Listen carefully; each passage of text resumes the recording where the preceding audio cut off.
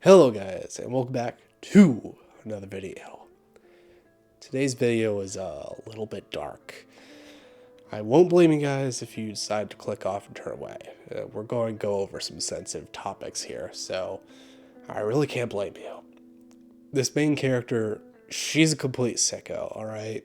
Her actions are disgusting, and it's a bit dark, so hopefully you guys are prepared. Today, we're talking about BOFURI. I don't want to get hurt, so I maxed out my defenses.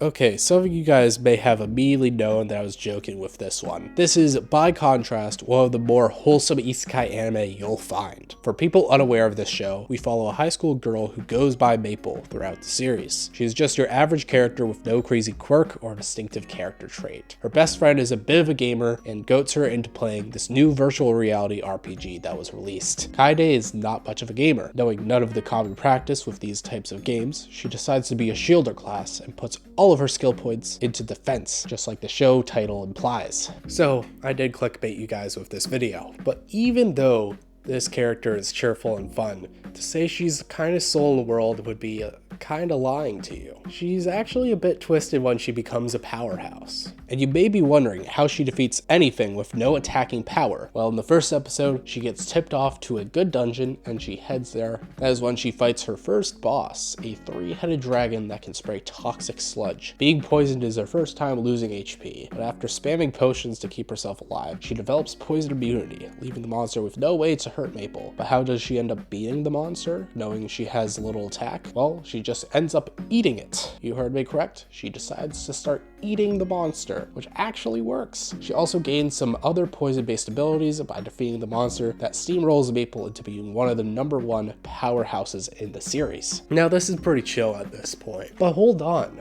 I wasn't completely lying when I said she was a complete sicko. In the next episode, you get to see her true nature. Next episode is a PvP tournament where she uses her tried and true method to beat them all.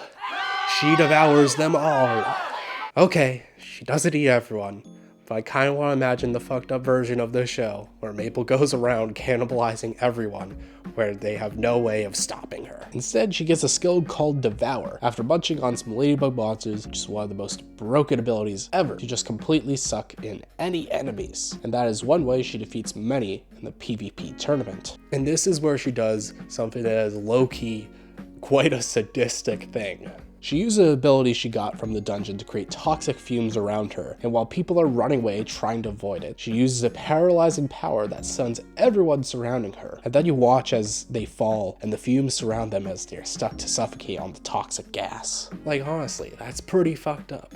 It's scary thinking that this high school girl legit thought of this fucked up strategy to defeat other players. Okay, I'm done memeing about this series. I always look for an excuse to talk about my favorite shows. I thought joking about Maple being a psychopath would be funny. BOFURI is my favorite isekai anime I've watched by far. It's pretty dense in tropes of the genre, but it is one that doesn't have a lot of the problems created by these tropes. The biggest thing is the main character being overpowered trope. It can ruin any form of conflict knowing that the MC is unbeatable. Added to the fact that if you think the MC is a douchebag, you probably wish he had zero powers at all. Maple's character circumvents this as your interest comes from what insane shit she'll do next. It's not about who she beats, rather what weird way does she do it. Besides, this MC is a joy to watch. Her being clueless and stumbling upon being overpowered is funny, and her charismatic and charitable nature makes you want the best for her. The world is very simple and easy to understand. You level up and can add points to your stats. You can collect power sets of armor and weapons, and the biggest thing is doing certain things will give you unique skills, either that are relating to beating an enemy or doing a quest, or by other weird actions you wouldn't expect. And while Maple steals the show as a character who can carry the whole show on her own, the rest of the guild can be fun characters with great chemistry between each other. My favorite being Yui and Mei, the twin sisters who decide to be both max attack. It's funny seeing those little girls being the most destructive beings you've ever seen, but paired with Maple, they become the most scary trio to come across. Most isekai I wouldn't describe as a joy to watch. Actually, quite the opposite.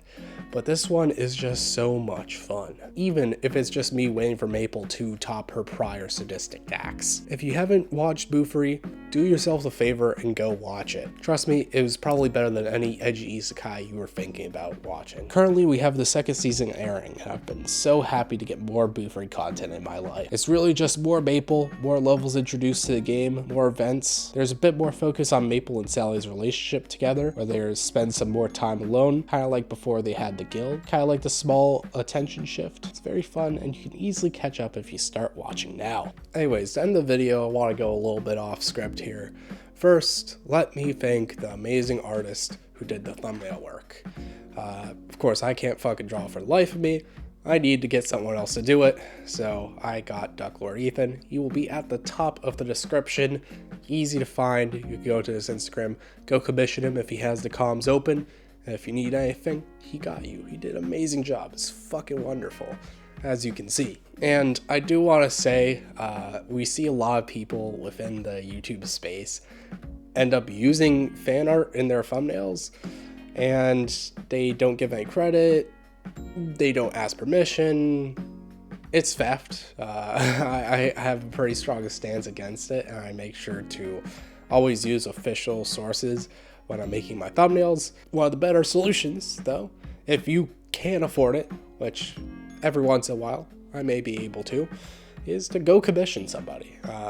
Highly suggest it because it's a win-win. You get an amazing thumbnail, and they get paid. They get the money, and they're happy. I wanted to kind of say that. Always had that thought in my head. Wanted to let it out here since good time, and hopefully I can every once in a while support the artist community, even though I don't have much money to spend in the first place. With that being said, thank you guys so much for watching this video. Hope you guys liked and enjoyed, and I'll see you guys in the next video. Goodbye.